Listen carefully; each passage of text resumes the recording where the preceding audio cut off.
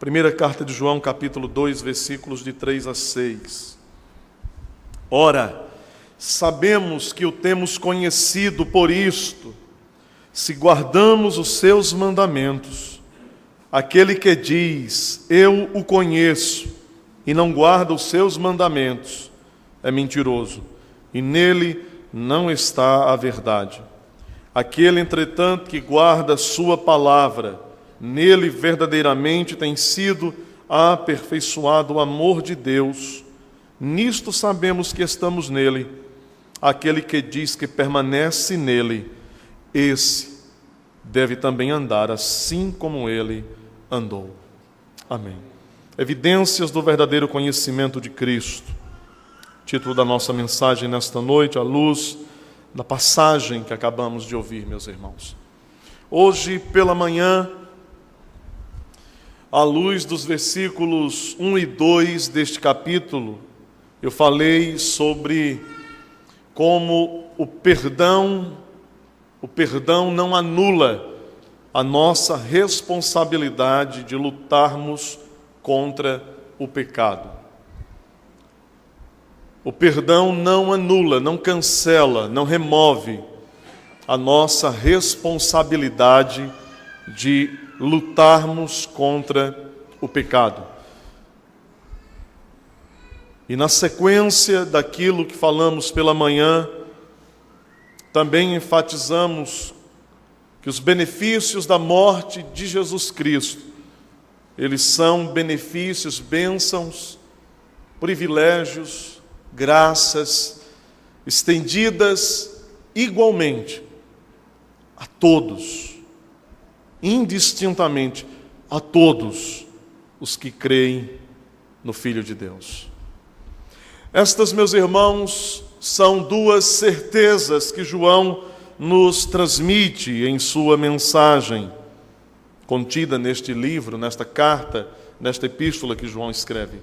Basicamente, João vem demonstrando que os falsos mestres estavam reprovados no teste teológico.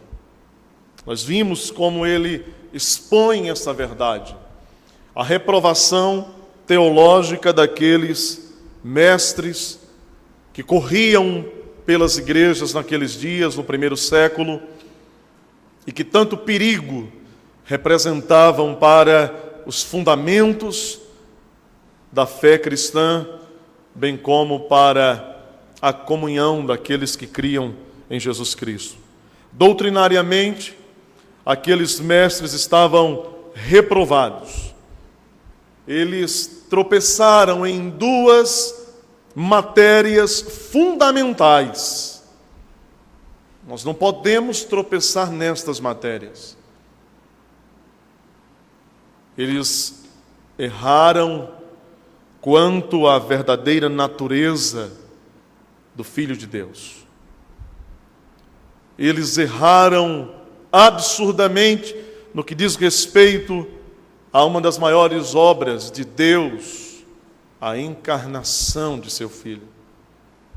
E eles erraram também drasticamente quando negaram a realidade e a séria gravidade do pecado. Agora, meus irmãos, João expõe que aquilo cujos falsos mestres declaravam possuir, isto é, aquele conhecimento especial de Deus. Eles diziam, nós recebemos uma revelação especial de Deus. Constantemente, ao longo da história do cristianismo, e mais especificamente durante o século, entre o século 20 e 21, esta tem sido uma declaração constante de muitos. Não muito depois da morte dos apóstolos, pessoas se levantaram no meio da igreja, no seio da igreja de Deus, e elas alegavam terem recebido algumas revelações especiais de Deus. E certamente aqueles que surgem no seio da igreja com este tipo de declaração, eles estão desejando serem ouvidos e atendidos em suas alegações. Não demorou muito, não muito depois da morte dos apóstolos,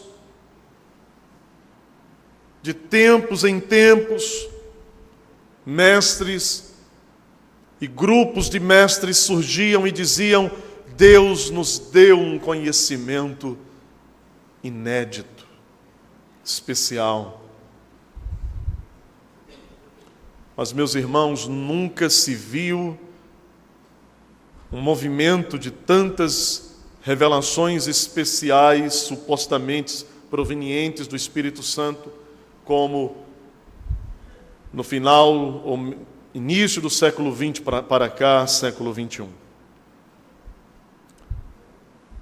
Aqueles mestres nos dias de João declaravam terem sido contemplados por um conhecimento inédito, significativo, especial da parte de Deus. No fim das contas, o que eles alegavam, o que eles declaravam, o que eles afirmavam, não significava coisa alguma. Visto, meus irmãos, que aqueles homens demonstravam completa ausência de um conhecimento prático do Senhor Jesus Cristo. E João vai provar este ponto, mostrando que eles eram desobedientes aos mandamentos de Deus. É o teor dos 2 versos iniciais da passagem que lemos agora há pouco. E João vai mostrar um pouco mais à frente que aqueles homens estavam privados, impedidos de verem como Deus pode aperfeiçoar o seu amor em alguém. E esta passagem bíblica nos permite pensarmos, neste curto tempo que temos, pensarmos de modo breve, por assim dizer, em 2 pontos importantes que se destacam aqui, os quais eu há pouco me referi. Agora, o primeiro deles, que a obediência, revelada como um conhecimento, é revelada como uma evidência do conhecimento de Cristo Jesus. A obediência está revelada ou é revelada como uma evidência do conhecimento de Jesus Cristo. É o que está nos versos 3 e 4. Ora, sabemos o que temos conhecido, por isto, se guardamos os seus mandamentos, aquele que diz, eu o conheço e não guarda os seus mandamentos, é mentiroso e nele não está a verdade. Os irmãos não deveriam naqueles dias se sentirem impressionados com as declarações daqueles mestres. Você já prestou atenção, talvez você tenha vindo de algum movimento neopentecostal, de algum movimento onde tem sido uma constante alguns se manifestarem no meio da igreja alegando trazerem consigo da parte de Deus revelações especiais. Talvez alguns de vocês sejam provenientes deste tipo de contexto. Talvez alguns que há muito estão aqui nesta denominação, nesta igreja, tenham experimentado muitas destas alegações, ouvido muitas destas alegações. E aqueles que estiveram nesse contexto por algum tempo sabem que aquilo que eu estou dizendo, e vou repetir agora, é uma verdade. Como a congregação, o grupo de pessoas fica impressionado com certas pessoas e com certas declarações supostamente vindas de Deus. Isso se dá de uma maneira tão intensa, meus irmãos, tão dominadora às vezes, que homens inescrupulosos, maldosos, perversos, cruéis, verdadeiros falsos mestres, eles conseguem manipular não somente comportamento, mas toda a vida de pessoas nesse contexto. Através de suas declarações impressionantes, através de suas alegações com um ar, digamos, um tanto profético, por assim dizer, eles conseguem amarrar não só as mãos, os pés, mas toda a consciência das pessoas. Às vezes esta realidade chega a níveis que sendo estes aqui declarados, criariam em nós uma certa incredulidade. Mas será que isso é possível?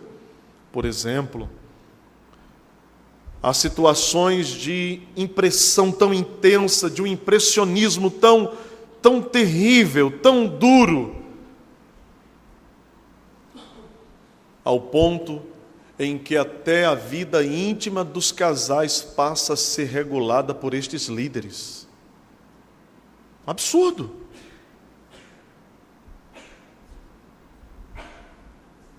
Imagine as outras coisas. João, ao escrever àquela igreja, ele está, em outras palavras, dizendo aos irmãos: não fiquem impressionados com as declarações destes homens.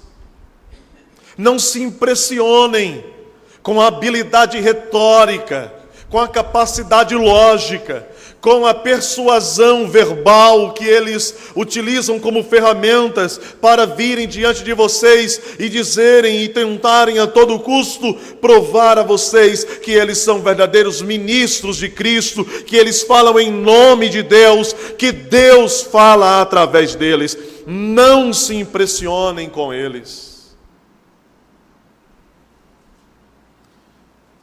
Uma vez que o que eles declaram tão vigorosamente, uma vez que aquilo que eles afirmam tão vigorosamente possuir, se desfaz como uma fumaça, uma vez que nenhuma evidência há em suas vidas práticas, de que realmente chegaram ao conhecimento do nosso Senhor e Salvador Jesus Cristo. Eles dizem: Deus nos levou a um nível sobrenatural. Deus nos colocou num nível acima dos apóstolos, eles diziam isso. Acreditem. Não faz muito tempo, certo falso mestre desta nação, certo herege desta nação, chegou ao ponto de alegar que Deus lhe deu revelações que nem mesmo Paulo teve o privilégio de receber. Isso mesmo.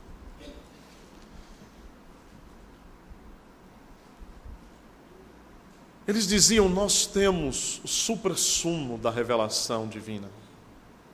Nós temos a essência mais pura do conhecimento de Deus.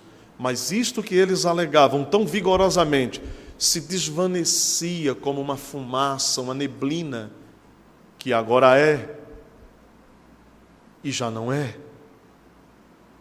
Exatamente quando nenhuma evidência havia em suas vidas práticas de que em algum dia eles haviam chegado ao verdadeiro conhecimento de nosso Senhor Jesus Cristo. Perceba como João relaciona, em termos, meus irmãos, absolutos, E João lida nesta carta, eu repito o que já disse outrora, com absolutos: luz, trevas, filhos de Deus, filhos do diabo. O teor da mensagem de João à igreja não suporta nenhum nível de neutralidade, não suporta nenhum nível de meio termo. Ele lida absolutamente com absolutos. E então João está agora relacionando, casando, mesclando o conhecimento de Jesus Cristo, o conhecer a Jesus Cristo e a guarda dos seus mandamentos. Ele coloca isso emparelhado, lado a lado. Não são verdades excludentes, não são verdades que se separam, uma que exclui a outra, uma que anula a outra, mas são verdades casadas, unidas, coladas. Conhecermos ao Senhor e guardarmos os seus mandamentos. Em outras palavras, João define como condição sine qua non, isto é, uma condição indispensável, meus irmãos, algo que é extremamente necessário, não pode ser cancelada, anulada. João então define como uma condição indispensável a obediência a Cristo como uma prova externa de que de fato nós o conhecemos. E a palavra conhecer, quando entendida corretamente, o seu uso na Escritura, nos elucida, clareia, explica melhor ainda para nós o que João está dizendo, porque esta palavra conhecê-lo, conhecer, conhecido, significa ter intimidade com o Senhor, estar íntimo dele. Ninguém pode ter intimidade com Cristo, estar relacionado salvificamente, redentoramente com Ele, e não obedecer aos seus mandamentos. Aqueles que estavam vivendo em completa indisposição para obedecer à lei de Deus, aos mandamentos de Deus, negavam, portanto, publicamente conhecer o Senhor. Ora, meus irmãos, será que ainda hoje esse teste ele é válido a fim de que de fato se possa demonstrar que alguém conhece a Jesus Cristo? Será que esse mesmo teste ao qual João submete os falsos mestres, ele ainda é um teste válido para nós? Claro que sim, sem dúvida. Pois como pode alguém hoje afirmar conhecer a Jesus e negar os seus mandamentos, e resistir os seus mandamentos, e publicamente deixar expressamente claro sua indisposição para com a lei de Deus, e assim viver uma vida de completa desobediência daquilo que o Senhor Deus nos fala em sua palavra? Certamente alguém cujos passos se dão nesta direção, meus irmãos, não pode ser reconhecido como alguém que está relacionado com o Senhor, com alguém que está junto do Senhor, com alguém que conhece o Senhor. Se alguém alega conhecer o Senhor, mas de forma prática vive contrário à lei de Deus, tal pessoa demonstra que sua pública profissão de fé, como diz João, é um engano, é uma mentira, meus irmãos. A obediência é uma das mais destacadas características da nova criação. Como a desobediência ela é terrível em nosso coração. A desobediência não é terrível apenas em nossa relação com os nossos filhos, quando eles agem de modo tão desobediente a nós. A desobediência ela é tão terrível quando ela se manifesta no seio da igreja, na vida dos crentes, do povo de Deus. Há exemplos, meus irmãos, categóricos desta afirmação em toda a Escritura. No Antigo Testamento, no livro de Números, inúmeras citações disto, de como o povo de Deus se portou, agiu de modo desobediente aos preceitos, aos mandamentos de Deus, e então como eles sofreram a punição, a disciplina de Deus. A obediência, portanto, é uma das mais destacadas características da nova criação que Deus opera naqueles que creem em seu Filho. Quando o apóstolo Paulo escreve sua segunda carta aos Coríntios, no capítulo de número 5, e no versículo 17, ele diz as seguintes palavras: assim, se alguém está em Cristo, é nova criatura, a nova criação. As coisas antigas já passaram, eis que se fizeram novas. A desobediência, meus irmãos, certamente não é uma característica da nova criação. Ela é uma característica do antigo homem. Ela não é própria das novas coisas. Ela é própria das antigas coisas. Dentre, meus irmãos, muitas coisas novas operadas por Deus em nós, em seus filhos, João está dizendo isso, aquela santa disposição no coração para obedecer à lei de Deus. Como vai o nosso coração em relação à lei de Deus? Como vai o nosso coração em relação à lei do Senhor?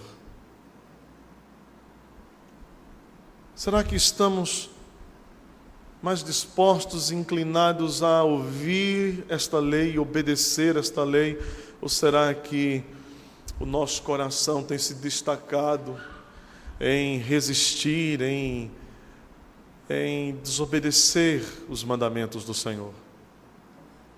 O coração anteriormente resistente à lei de Deus, insubmisso, insubordinado, rebelde, desafiador. Era assim o nosso coração antes. Nós resistíamos os mandamentos do Senhor. Nós desafiávamos a integridade de sua lei. Nós não nos submetíamos aos seus princípios morais. E dependendo de certas situações em nossa vida, nós sentiríamos até ódio de ouvir falar acerca da lei de Deus. Era assim antes, a nossa indisposição para com o Senhor. Mas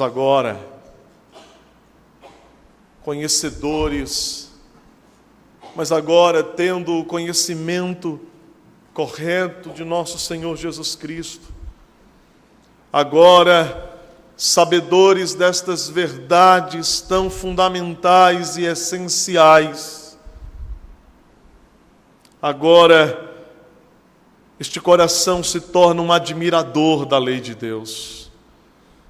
Agora, os nossos olhos começam a contemplar a luz dos seus mandamentos, a beleza de sua lei. começamos a ver o esplendor de suas palavras, a glória revelada em sua lei, de modo que suspiramos pelos mandamentos do Senhor. No Salmo 119, versículo 40, o salmista declara: eis que tenho suspirado pelos teus preceitos, pela tua lei. Tenho desejado, Senhor, os teus mandamentos. Isso, meus irmãos, se dá de tal maneira que aqueles que verdadeiramente conhecem o Senhor Jesus Cristo se satisfazem, há prazer em seus corações em obedecer os mandamentos dele. Não há uma alegria, não há um contentamento que lhe invade a alma, a mente, quando você tem a certeza de que tem obedecido a lei de Deus, o mandamento do Senhor. Oh, como isso é revigorante! Oh, como esta alegria que brota em nosso coração proveniente da realidade da nossa obediência à sua lei é tão maravilhoso, é tão gostoso, é tão bom isso. Nos alegra a alma. Deve haver em nós prazer na justiça e na santidade da lei de Deus, e deve haver também em nós, meus irmãos, porque infelizmente não conseguimos sempre obedecer os mandamentos, não conseguimos tristemente obedecer a lei de Deus sempre, todos os dias, em todos os atos, em todos os pensamentos, em todas as palavras, em todas as ações. Então devemos, portanto, quando não desfrutamos da alegria, da obediência de sua lei, devemos então desfrutar da tristeza, por sabermos que nós transgredimos a perfeição do caráter de nosso Deus. Deve haver, meus irmãos, portanto, satisfação em obedecer a lei, não porque ela represente um caminho de salvação para nós. Nós não somos salvos pela lei. Não somos salvos pela obediência à lei, até mesmo porque a lei exige de nós todos perfeita obediência, e isto é impossível para nós. Mas ela é um caminho cintilante, brilhoso,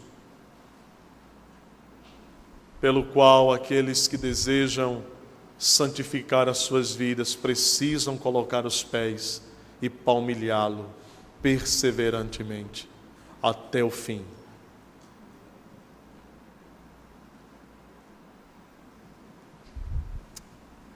Deve haver em nós, meus irmãos, portanto, João está ensinando isso. E o ensino de João é um golpe certeiro no modo de vida dos falsos mestres. João está dizendo à igreja como aqueles que de fato conhecem o Senhor vivem. Ele está enfatizando isso à medida que diz que deve haver satisfação em obedecer a sua lei. Era isso que não havia nos mestres. Eles não estavam interessados em guardar os mandamentos. Eles sequer reconheciam a realidade do pecado. Para que mandamento, se não há pecado? Para que lei, se não há transgressão? Tudo está bem. Mas deve haver satisfação em obedecer esta lei. Muito embora não só, meus irmãos, nosso desejo de obedecer, muito embora nossa disposição em obedecer, muito embora nossa própria prática em obedecer esta lei ainda seja imperfeita. Acredite, por mais que desejemos obedecer às leis de Deus, o mandamento de Deus, o nosso desejo é tão imperfeito. Por mais que sejamos dispostos a isso, quão imperfeita é a nossa disposição. E por mais que pratiquemos os mandamentos, acreditem, quão imperfeitos somos em fazer isso. Aquele que diz, eu o conheço e não guarda os seus mandamentos é mentiroso e nele não está a verdade de João. Versículo 4. Vejam então, meus irmãos, como a verdade está associada àquela comunhão que João diz possuir todo aquele que foi salvo pela graça de Deus em Cristo Jesus. A verdade deve estar associada àquela comunhão, àquele relacionamento. Lá no capítulo 1, versículo de número 3, nós já passamos por isso. João já declarou que a verdade da revelação de Deus estava associada à comunhão. A comunhão que alguém tem com Cristo. Ele afirma isso no versículo de número 3 do capítulo 1. Na prática, João diz que aqueles contra os quais ele está combatendo não tinham salvação. Eles estavam perdidos, não possuíam nenhuma comunhão salvadora com Jesus Cristo, uma vez que nenhum traço de obediência à lei de Deus havia no modo de vida daquelas pessoas. Nenhum traço mínimo de obediência à lei de Deus se podia perceber naqueles falsos mestres. E isso provava que a verdade não estava naquelas pessoas. Esse, meus irmãos, é um teste poderoso a ser aplicado em muitos em nossos dias hoje. A ausência da verdade não só pode ser apontada quando não encontramos a doutrina apostólica.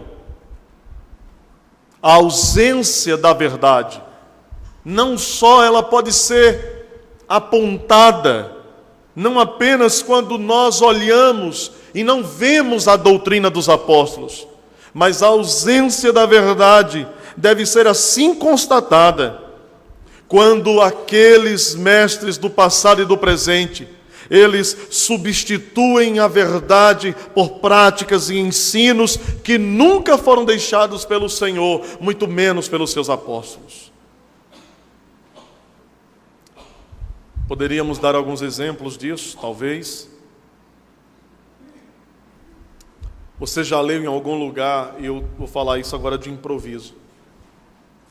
Você já leu em algum lugar onde Jesus manda escrever alguma coisa em papel, pedido de oração em pedaço de papel, para levar no monte para queimar, de madrugada ou qualquer hora? Você já viu isso? Jesus ensinou isso? Os apóstolos ensinaram isso? Onde está escrito isso?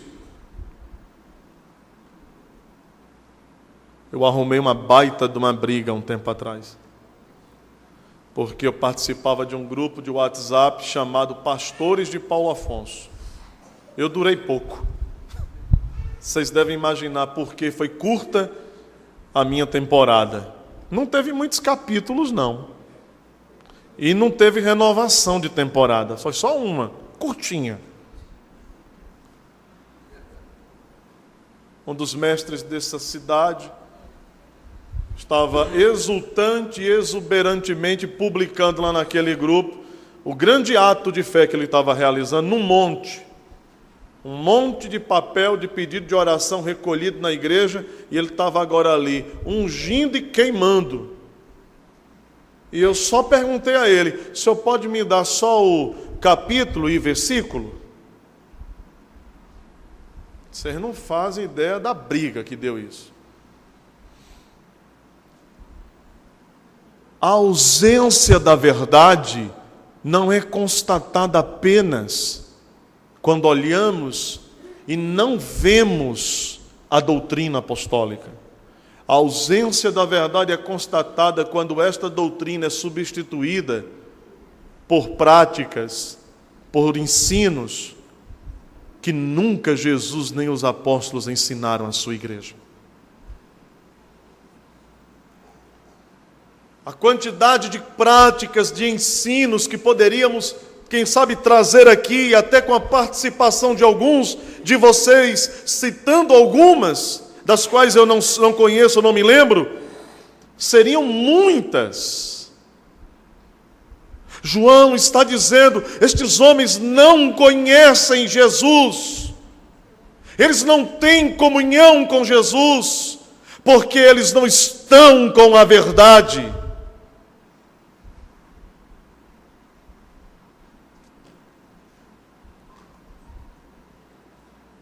Em resumo, a verdade não estava naqueles mestres, nem eles estavam na verdade. Porque são duas coisas: estar com a verdade, ter a verdade bíblica, a verdade de Deus, e estar na verdade.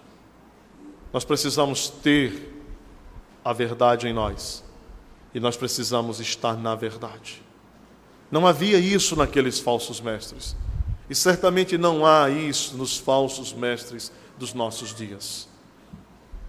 Em segundo lugar, meus irmãos, João, nos versos 5 e 6, nos propõe pensar que os efeitos do amor de Deus em nós, escute isso é maravilhoso, isso é extraordinário, os efeitos do amor de Deus em nós como evidência de nossa comunhão com Ele.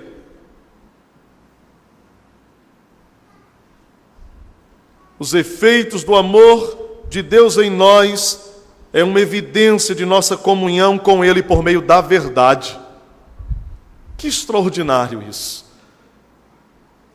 Perceba como João escreve os versos seguintes: aquele, entretanto, que guarda a sua palavra, nele verdadeiramente tem sido aperfeiçoado o amor de Deus. João enfatiza inicialmente a obediência como evidência do verdadeiro conhecimento de Cristo. Aquele que diz que o conhece deve obedecer os mandamentos, e na sequência ele diz: aquele que guarda a palavra, verdadeiramente nele o amor de Deus é aperfeiçoado. Que maravilha! Então veja agora como João se refere aos mandamentos de Cristo, chamando-os de sua palavra. É assim. Os mandamentos de Cristo são o quê? A palavra de Cristo. É tanto a palavra de Cristo pronunciada com sua própria boca e registrada pelos evangelistas, e é também a palavra apostólica trazida à igreja, é a palavra de Cristo. Obedecer aos mandamentos corresponde a guardar a palavra de Cristo. Nós já vimos, meus irmãos, como aqueles que desobedecem aos mandamentos de Deus negam ter a verdade. Você tem dúvida disso? Aqueles que desobedecem os mandamentos, eles estão negando possuir a verdade. Eles não têm a verdade.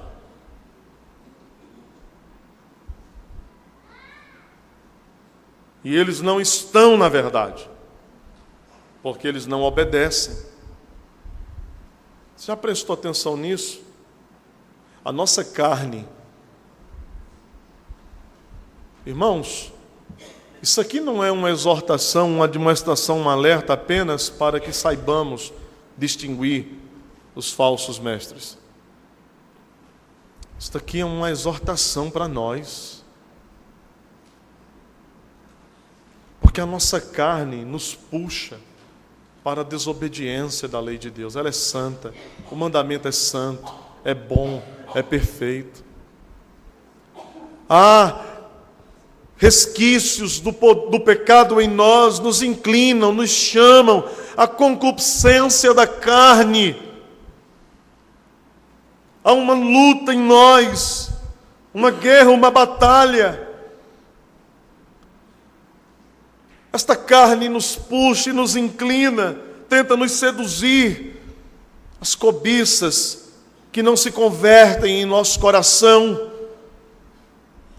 paixões carnais, desejos e sentimentos tentam nos dominar, desviar nossa atenção, nos prender numa rotina de pecados e pecados que puxam pecados e que chamam outros pecados, numa dinâmica sem fim, que sufocam a alma, que nos sugam as forças, que nos elimina a vontade de orar, de estudar a palavra, de ouvir a pregação, de servir a Deus no culto. Oh, quão terrível não são essas coisas.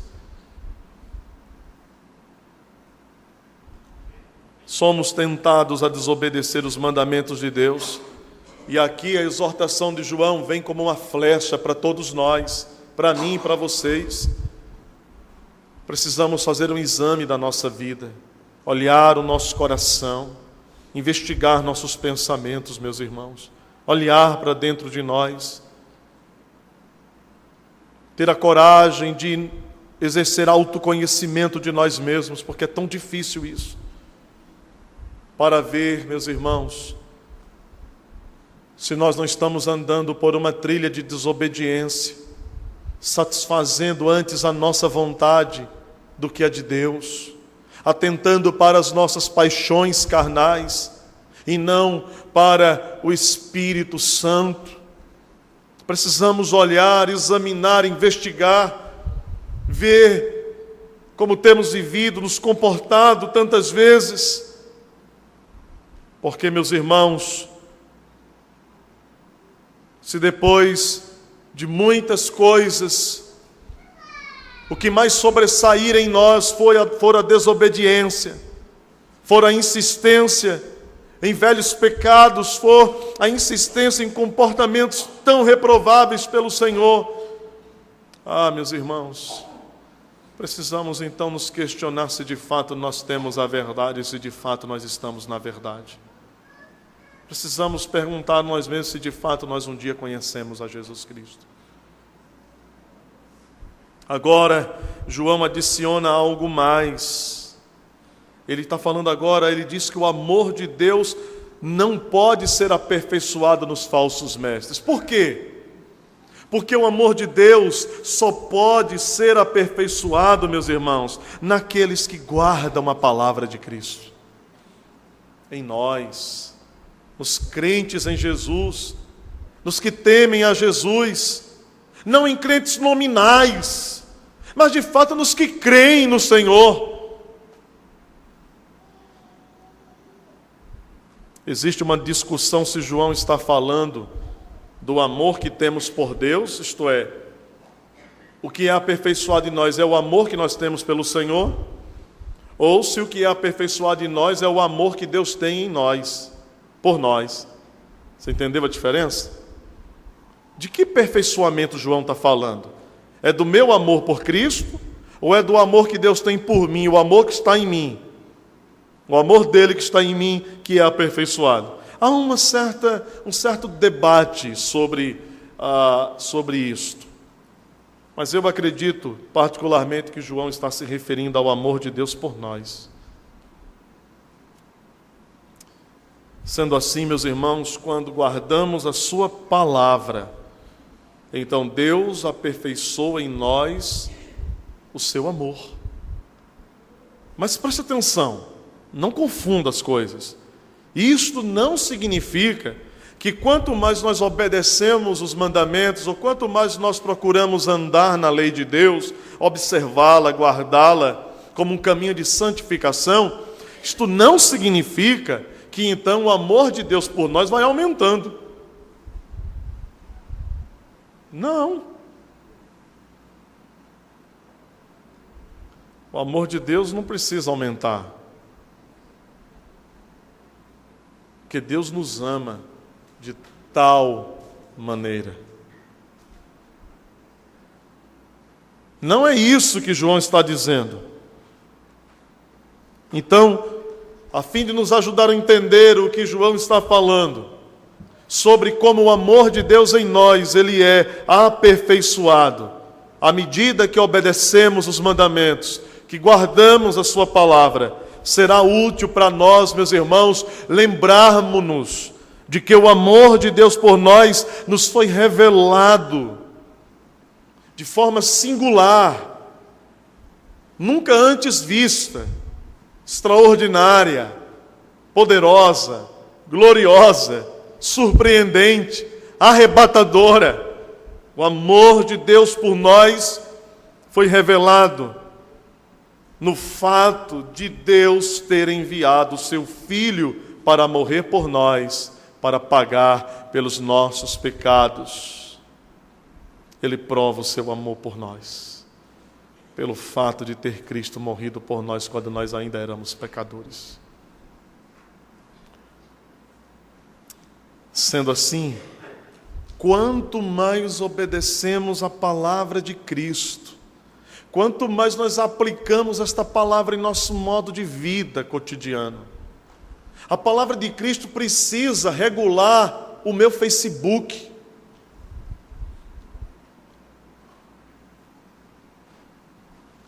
A palavra de Cristo precisa regular o meu Instagram. Porque a gente vem falando aqui, não coloca certas coisas no Facebook, irmã, irmão, não é? Não fala isso aqui? Aí uns crentes estão fazendo agora assim, não põe suas indecências e sensualidades no Facebook, põe no Instagram.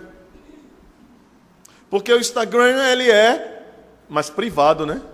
Só vê realmente quem está linkado ali naquela conta, naquela... Eu não entendo bem, que eu não uso bem esse negócio. Vocês que usam que sabem. Não é assim? Aí o que é sujo a gente não põe mais no Facebook, a gente põe lá no Instagram. Mas eu quero dizer que a palavra de Cristo tem que ser o vigia do nosso Instagram. A palavra de Cristo tem que ser o vigia das nossas conversações. A palavra de Cristo tem que ser o regulador da nossa vida. Porque, meus irmãos, não adianta esconder do pastor, esconder dos presbíteros, esconder da SAF, da UMP, dos irmãos da igreja. Deus vê todas as coisas. Ele sonda todas as coisas. Ele conhece todos os corações. Ele conhece todos os pensamentos.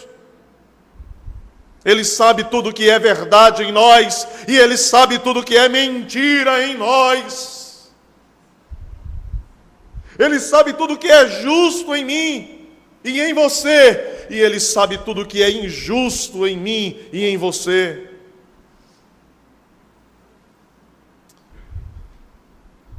Quanto mais obedecemos a palavra dEle, quanto mais seus mandamentos regulam a nossa vida cotidiana, quanto mais nós nos apegamos a Ele, porque, em outras palavras, guardar a palavra de Cristo, guardar a lei de Deus, é estarmos ainda mais apegados àquele que por nós deu a sua vida na cruz, é procurarmos andar com Ele.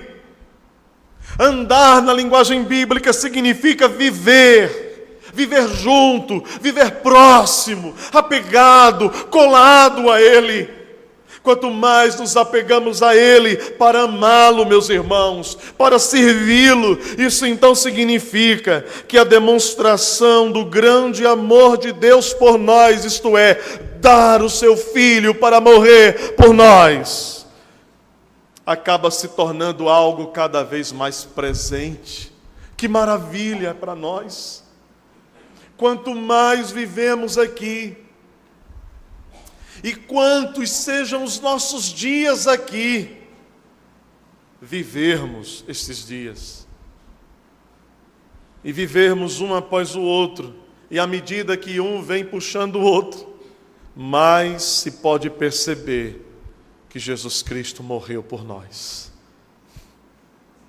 que Jesus Cristo deu a sua vida por cada um de nós, que nós estamos com Ele, que nós temos comunhão com Ele, que nós estamos nele, que Ele está em nós, que nós temos a verdade, que nós estamos andando na verdade, meus irmãos. Oh, aleluia! Glória a Deus! Aleluia! Quero concluir dizendo que esse amor vai se tornando cada vez mais claro, mais aperfeiçoado, ele vai alcançando em nós, de forma prática, a sua plenitude, à medida que mais obedecemos os mandamentos. Assim diz a Escritura: o justo é como a luz da aurora. Não é assim? Ele vai brilhando, e brilhando, e brilhando, até ser dia perfeito, aperfeiçoado, dia aperfeiçoado. Esse aperfeiçoamento diz respeito não ao amor de Deus, como se ele ainda precisasse ser completado, ou precisasse ser feito perfeito em nós. O amor de Deus já é completo por você, querido. O Senhor te ama. Não importa a tua condição agora.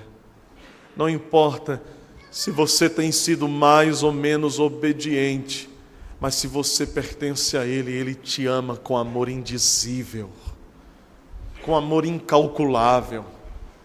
E esse amor nos constrange, nos move. Este aperfeiçoamento não diz respeito ao amor de Deus em si, diz respeito como esse amor, ele se revela cada vez mais amplo, mais pleno no nosso modo de vida, no modo de vida que levamos.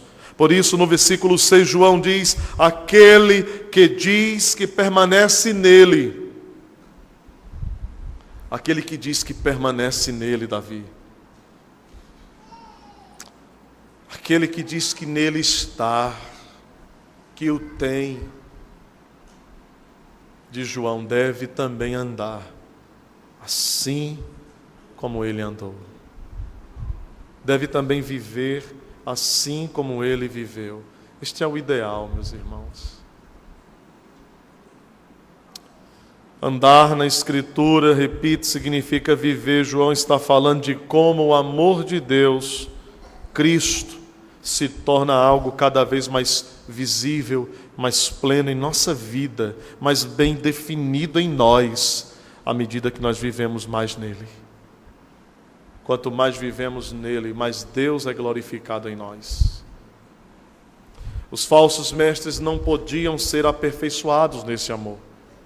Eles sequer criam na doutrina apostólica da encarnação do Filho de Deus. Eles negavam que Deus tenha demonstrado seu amor enviando seu Filho como homem ao mundo. O Cristo que diziam conhecer não era o Cristo enviado de Deus. Aqueles falsos mestres não tinham comunhão com o verdadeiro Senhor Jesus Cristo. Os efeitos do amor de Deus não poderiam ser neles ampliados, sequer aplicados, porque sequer eles haviam sido salvos algum dia. Eram perdidos, corruptos, negavam o pecado, e assim eles andavam muito contrariamente a como Cristo de fato andou.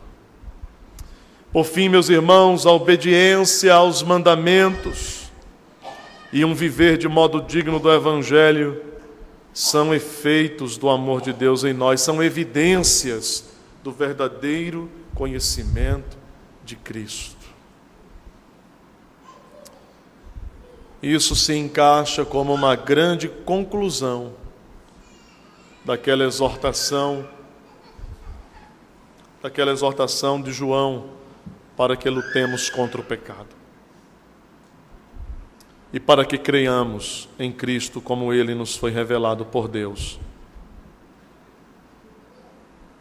e como Ele nos foi comunicado por meio de seus apóstolos. Que estas sejam verdades presentes em nossa vida, nós possamos guardá-las e atentar seriamente para elas, meus irmãos. Amém.